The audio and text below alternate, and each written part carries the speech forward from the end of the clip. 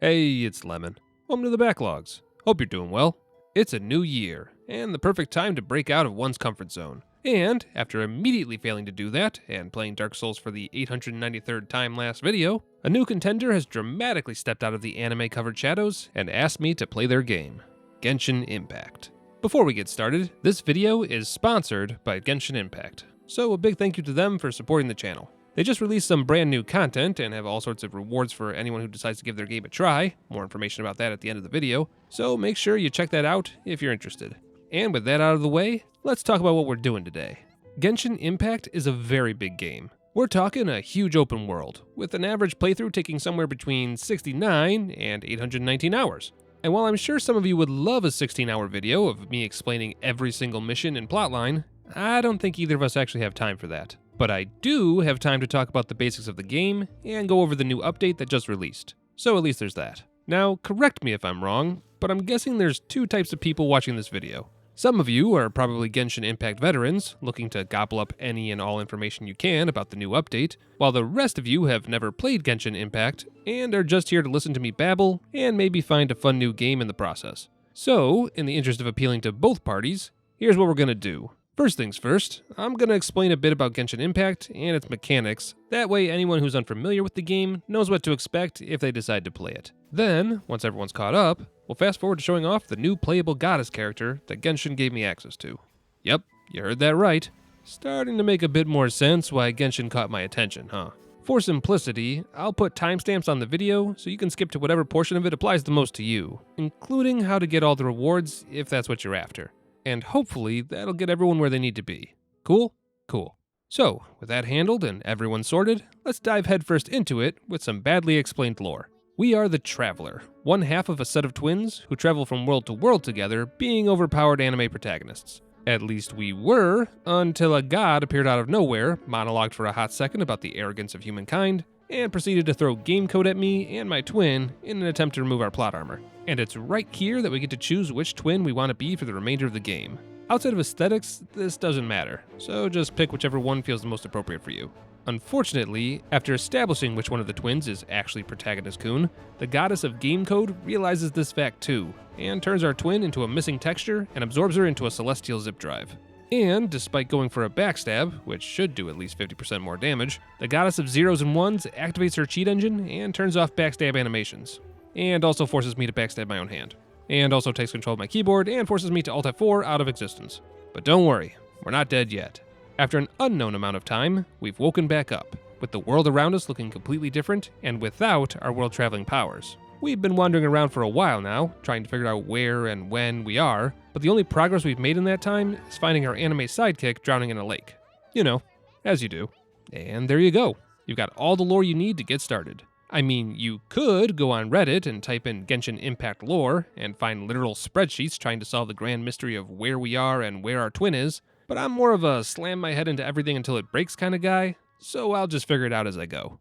Alright, let's talk about the controls. Throughout my time with the game, I used a keyboard and mouse to play, but a quick Google search shows that I could have been using a controller to play as well. That said, I never felt uncomfortable using the keyboard and mouse controls, and menus are probably easier to navigate with that control setup anyway, so it's all good. Control mechanics are pretty straightforward.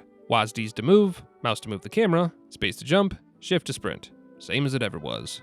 And once we touch a magical obelisk, we get some of our powers back, which means combat opens up. Left click to attack, right click to shift or dodge, E to use a special attack that recharges over time, and Q to use an ultimate move once you've charged it up through combat with enemies. Pretty simple stuff. Obviously, this is just the basics. There's charged attacks, plunging attacks, some characters have ranged attack modes, and don't even get me started on combining elemental attacks between your party members. If you want to get into the weeds with this system, you can definitely stare at spreadsheets trying to find the best combos and party compositions. But all you really need to know is that the combat feels good. My one gripe is that I wish there was an official lock-on system. Your character will automatically lock on to nearby targets, so you won't find yourself flailing at empty air on accident, but the lack of a hard lock-on is a bit frustrating for some of the bigger, more chaotic battles. The combat is still fun and works well enough, but what I would give for some simple Z targeting. Speaking of simple joys, let's talk about the world itself. Genshin Impact is an open-world RPG at its core, and that becomes very evident as soon as you start exploring the world around you. There's all sorts of flora to collect and fauna to brutally murder for their meats, which can then be turned into meals that give you health and other buffs when you need them most, and the world is more or less your oyster when it comes to exploration. Whether that means nearly drowning in a lake chasing after a fish, scaling cliff sides because you can't be bothered to follow paths and demand to take the most direct route to your objective, or climbing the largest tree in the forest because you want the goodies that are hidden at the top and enjoying the feeling of the wind between your toes as you glide back down. There's also a pretty generous fast travel system, which means so long as you're willing to explore the map thoroughly on your first pass, you can warp back to future quest objectives with ease, which I really appreciated as the game went on. As someone who doesn't tend to enjoy open world games that much, this one surprised me. There's plenty of materials all around the map to collect for upgrading your character and equipment, and the combat encounters placed around the map feel good to find and usually come with an additional treasure chest reward outside of the drops that the enemies provide. There's also the occasional puzzle that's hidden around the map, which range from climbing puzzles to Superman 64 gliding games, and later in the game, you'll be able to access dungeons for additional rewards and challenges. Neato.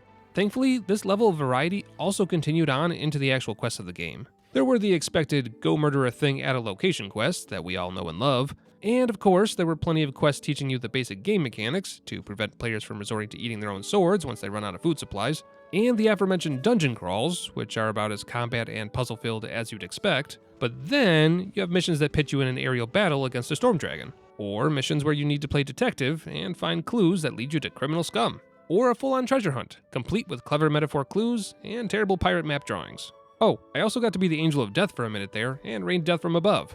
So, bonus points for that.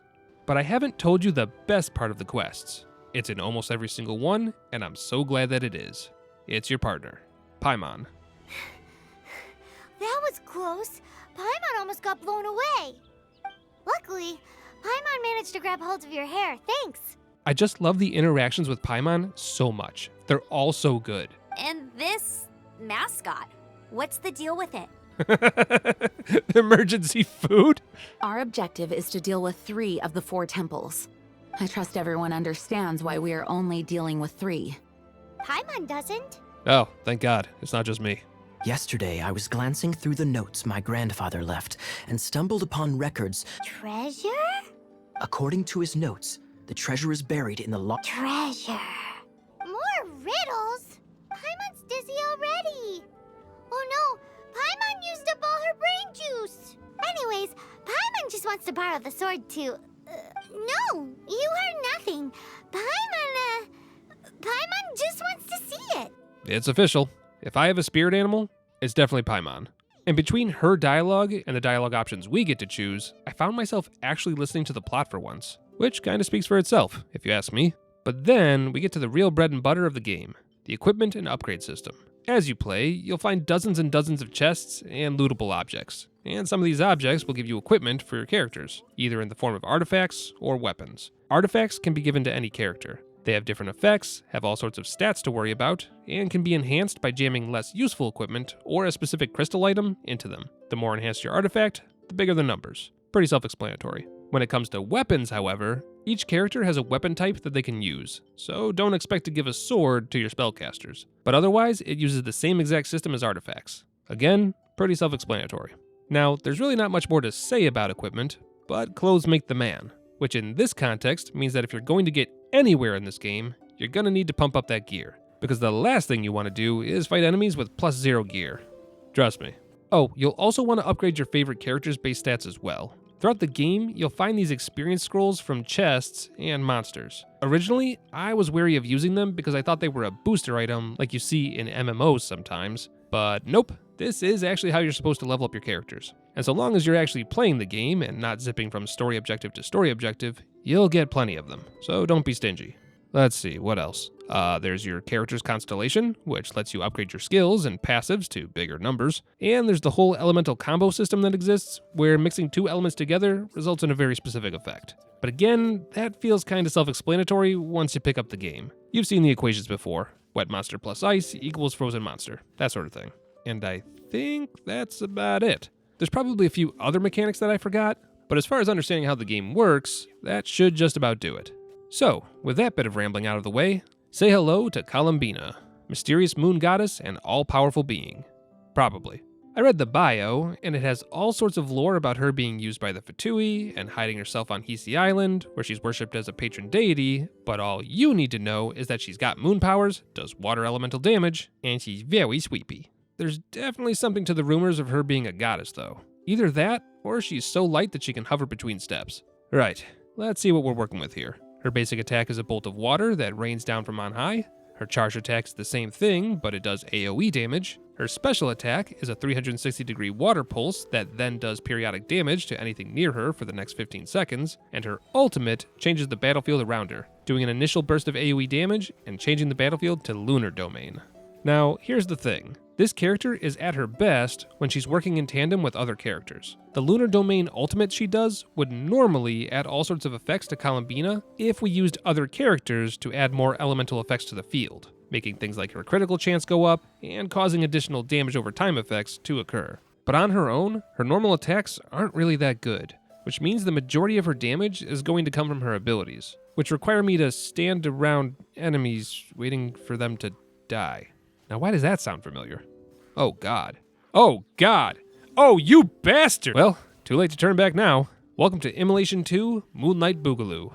I don't know if Genshin knew what they were doing when they did this to me, but what better way to start the year than by immediately dunking myself in past challenge run trauma? So, yeah, Columbina's whole thing is standing awkwardly close to enemies until they decide to leave. Or at least, that's what it looks like initially. But once you dive a bit deeper into her character pages, there's actually a lot going on under the surface. First off, let's dive into her talent page. Her basic attack, as we already know, does 3 hydro attacks, and the charged attack does AoE hydro damage. But if you have at least one verdant do, her charged attack doesn't cost stamina, and she'll do an additional 3 AoE dendro attacks to enemies in front of her. What's verdant do? A resource that your party gets when you trigger a lunar bloom reaction.